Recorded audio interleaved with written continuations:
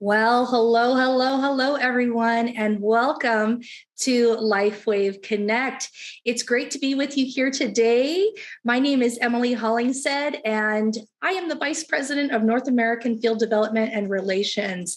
And I'm so glad that we get to be here together on Lifewave Connect and to come together as our Lifewave family every other Wednesday. Now, just for those of you that are brand new, Lifewave Connect is a webinar that we hold every other Wednesday, like I said, at 11 a.m. Pacific and 6 p.m. Pacific. During our morning session, we provide translation services for our supported European languages. And in our evening session, we provide translation in Spanish, Japanese, and Chinese. We broadcast here on Lifewave Connect in English, and we live stream this English presentation to our Business Builder group on Facebook. If you're looking for that immediate replay, it can be found on our Business Builder Facebook page for your immediate use. And we post all of the versions of this Lifewave Connect in all associated languages on our YouTube channel, Lifewave Health, within the next week. So you can look for it there if you're looking for the replay. We're really excited to be here today, and we're really looking forward to really talking about some great things. Now, today, we're going to have one of our special guests, David Schmidt, with us. It's going to be great. He's our CEO and our founder, inventor of Lifewave technology, and we're always blessed when he's able to join us and share his amazing understanding of the human body and help us understand the benefits of health, wellness, and especially our Lifewave products. So today, we'll be talking about one of our patches that I know many of you love to use with X39 in order to boost our immune system function. And that's the glutathione patch. This patch activates the production of glutathione in the body. And glutathione, as many of you know, is an antioxidant that helps our bodies to balance free radicals and to stay healthy. It works at the cellular level to prevent inflammation and other cell damage that can make us sick.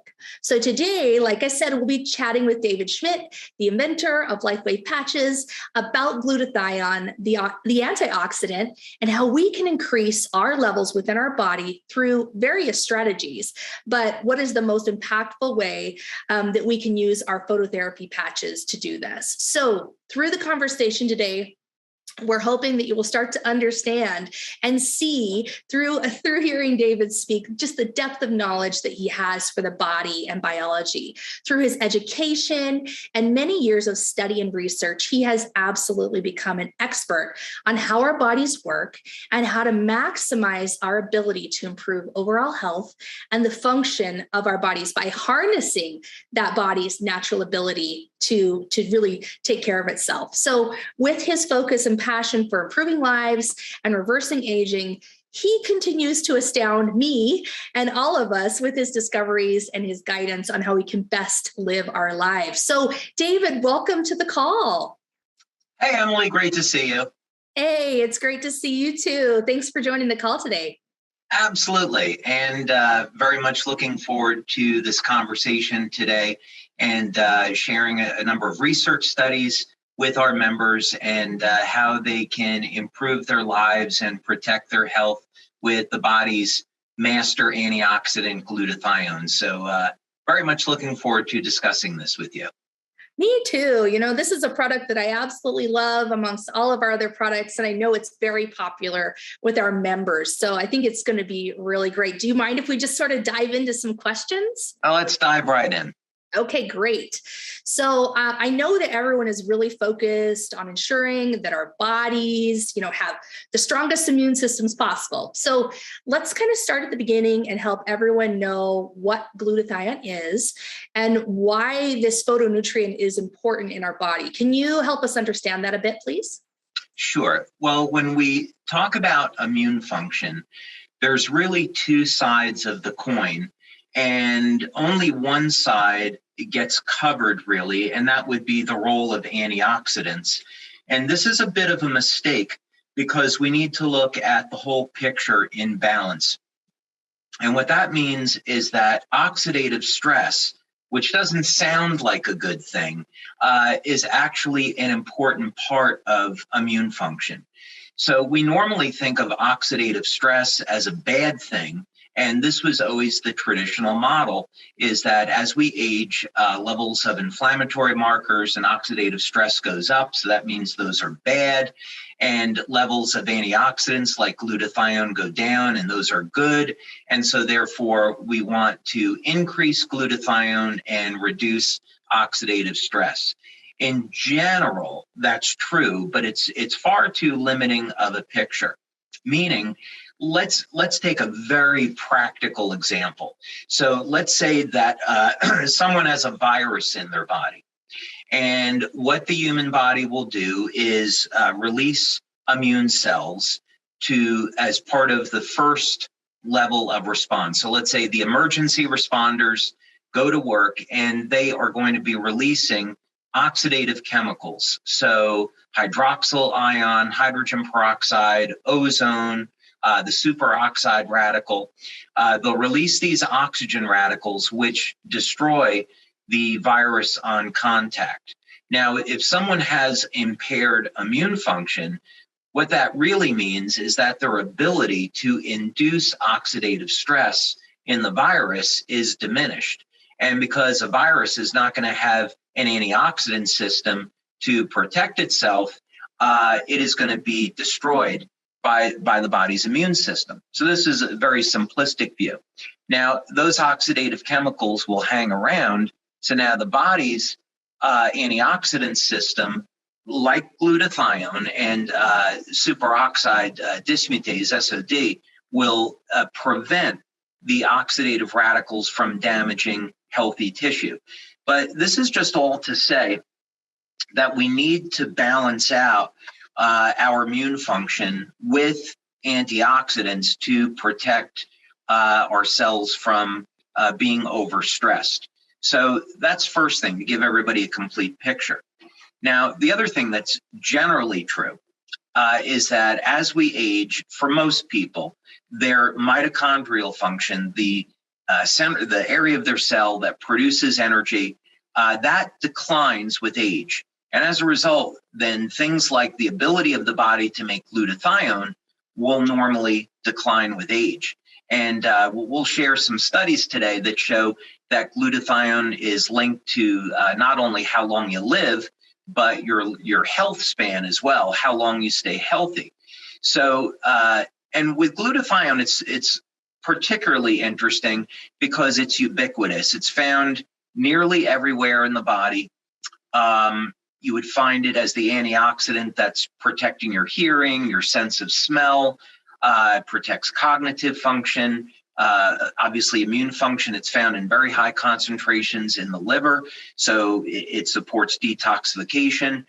So I may have went off the rails a little bit there based on your question, but I wanted to start out giving people a perspective that immune function is more than simply saying we need to elevate antioxidants. We need to have everything balanced, but antioxidants is certainly a very important part of immunity. Well, I appreciate you sharing that perspective, because I think a lot of times we don't fully understand what really makes our immune system strong and helps us to do a lot of those things that you just talked about with the balancing, right? But I guess I have another question that kind of spins off of what you just talked about and kind of looking for a little bit more clarity. So, why is this particular antioxidant, glutathione, so important for our overall well-being? I know you touched on this a little, but can you dive more into why our health and immune function are so closely linked to the levels of glutathione, and why is this considered the master antioxidant? I've heard people say that before, so maybe you can shed some light on this. Yeah, sure thing. Glutathione is interesting. First of all, it's made of 3 amino acids. So it's made of glycine, cysteine, and glutamic acid. And cysteine would be considered the rate-limiting amino acid in the body. So in other words, we're heavily dependent on our diet to get in cysteine. So people that consume milk and dairy products, people that consume eggs are getting plenty of cysteine in their diet. And as a matter of fact, traditionally, just through diet, those would be some ways of elevating glutathione, is whey protein and eggs. glycine, which is also a component of copper peptide with our X39 patch, is found in a diet that's rich in protein, and the body makes plenty of glutamic acid. So we really want to make sure that we get enough cysteine in the diet. But the interesting thing about this is that these 3 amino acids are held together electronically, meaning they're held together by electrons.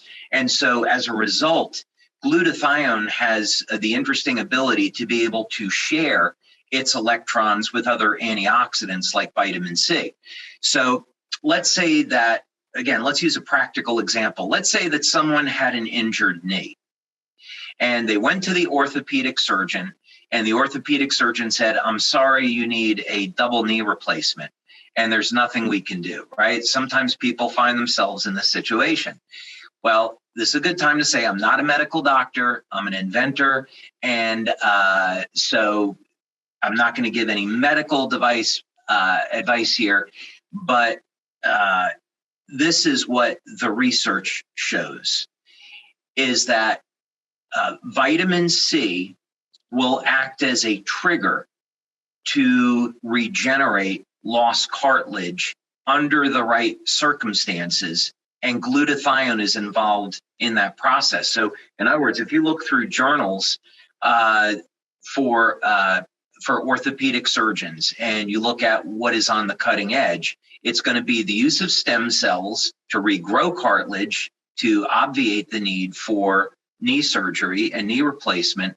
And also you'll find, going back to the late 2000s, research on the use of glutathione in regenerating lost cartilage. So in other words, bringing this back home, if someone was interested in attempting to regenerate cartilage, as long as that's okay with their doctor, what they'd want to do is elevate their glutathione. They would want to take a a vitamin C supplement, let's say 1,000 milligrams several times per day. And then they would need a source of protein, and the preferred protein for cartilage regeneration would be collagen. And what we found through practical experience is that this does indeed regenerate cartilage. So this is all to underscore the importance of glutathione, because what happens is, as the body uses up its vitamin C, glutathione can break apart, share its electrons, and regenerate the oxidized vitamin C back into active vitamin C. So this is one of the reasons why glutathione is called the master antioxidant, its ability to regenerate other antioxidants and make them active again. Another reason is because glutathione is found throughout the body, as we've already discussed. The metabolic functions of glutathione are extraordinarily broad. I'll share screen for a moment. I found a nice link here that I think our members would like, that will summarize some of the benefits of glutathione. So this is at coremedscience.com, although there are many other sources if you want to just Google glutathione benefits. But this is a nice one because this is a nice link because it talks about some of the things that reduce a person's glutathione levels. So, for example, when people are under any type of physical stress, emotional stress, they're exposed to radiation. So people that are traveling a lot, like me, and you're on a plane, you get exposed to radiation. So you want to keep your glutathione and carnosine levels up. Some medications are going to deplete glutathione levels. That's worth knowing. We wouldn't make any medical claims about this, but there are viral infections that reduce glutathione levels, or they respond very well to glutathione supplements. So I'll be very clear, we've never done a clinical study using our glutathione patch to treat a viral infection. And if someone was interested in that, I'd tell them to take a N-acetylcysteine supplement, which elevates glutathione and is clinically shown to treat a number of interesting viral infections. But yeah, here it gets into a number of the more well-known benefits of glutathione, and that would be worth someone taking the time to look at it. Wow. I always love how you share these great articles with us that can really help us to understand in more depth and do more research on our own to really dive into some of the things that we talk about here. So thank you for sharing that with us. Oh, yeah. So knowing that having the higher levels of glutathione in our bodies, as you've shared with us, is pretty vital to maintaining the health in our immune system. What should we be consuming? I mean, you talked about using collagen or whey and some of those things. What are some supplements or foods that we should be consuming that will help us to have some of the raw materials that we need in our bodies to really support that and allow our bodies to produce more glutathione? Yeah, so the first thing I would recommend is that everybody take a cysteine supplement, and specifically the N-acetylcysteine form. Obviously, the past 2 years or so, I don't keep track anymore of the pandemic. People have been crazy about what's going on with COVID, no matter what side of the fence that you sit on with this.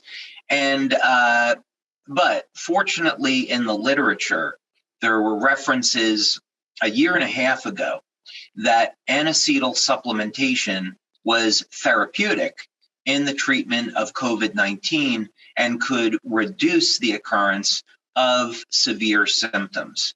So when we look at what can people do to protect themselves from COVID, there are really basic, inexpensive nutritional supplements. Vitamin D is, one of the most obvious, 5,000 IUs per day, or is recommended by a doctor. Iodine supplements, I strongly recommend, but 90% of the population, over 90% of the population here in the US is deficient in iodine, and but they should get their blood levels checked by their doctor in terms of how much they should take. Some people might need a few hundred micrograms. Other people might want to go for a supplement like Idorol, which is 12.5 milligrams. It's otherwise known as Lugol solution. And then glutathione, not our patch, but NAC. NAC is shown will elevate glutathione and can help protect people from the severe symptoms of COVID. But having a diet that's rich in cysteine, which is difficult, by the way, for vegans and vegetarians, because it's mostly found in meat and dairy and eggs. So they would want to supplement with something like N-acetylcysteine. And then the other thing is the mineral selenomethionine, or selenium. Now, there's many different forms of selenium. So, for example, a lot of people in the natural health industry, they'll take a supplement of brewer's yeast. And brewer's yeast has naturally occurring selenium. And it's also been used to help reduce blood sugar levels because it's a source of chromium, something called GTF chromium. But in particular, there's research going back more than 15 years that shows that selenomethionine will quickly elevate blood levels of selenium, and this will catalyze the formation of glutathione from cysteine. So selenomethionine as a mineral is going to be a preferred way to elevate glutathione. The other benefits of taking a selenium supplement, so let's say 200 micrograms per day, as an example, is that for men, it has been shown to kill prostate cancer cells. So it's a way for men to protect themselves from prostate cancer.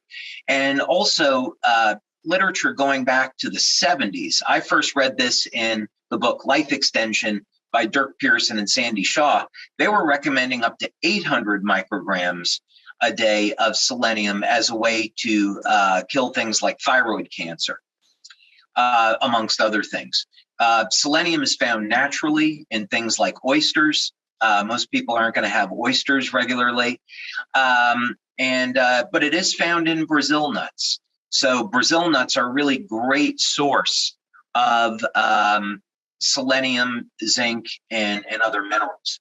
But if someone wanted to have a therapeutic dose, to elevate glutathione. Maybe we're talking around 50 micrograms a day. It's not a lot. And of course, in conjunction with our patch and a cysteine supplement. And if they wanted to use it as a way to help protect them from cancer, then they should speak with their doctor. But 200 micrograms to as high as 800 micrograms would be in that range. Well, that is a really good overview of the things that we should be taking. So cysteine and selenium together are the things that we really want to make sure that we're supplementing with consistently to help us, again, elevate our levels of glutathione with our patch, right?